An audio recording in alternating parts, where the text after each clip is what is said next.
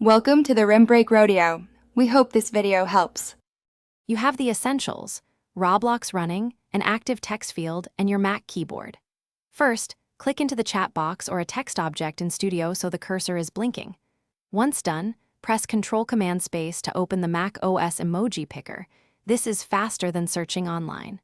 Select an emoji to insert directly where the cursor sits. You're doing this because native input preserves Unicode and keeps formatting simple for chats and UI text objects.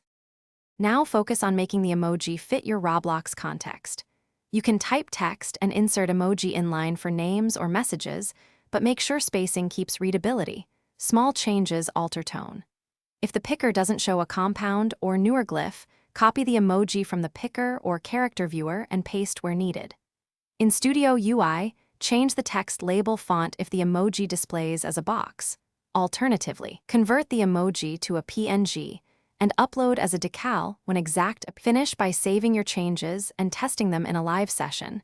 Emoji can render differently on other platforms, so make sure chat and UI look right on both Mac and mobile.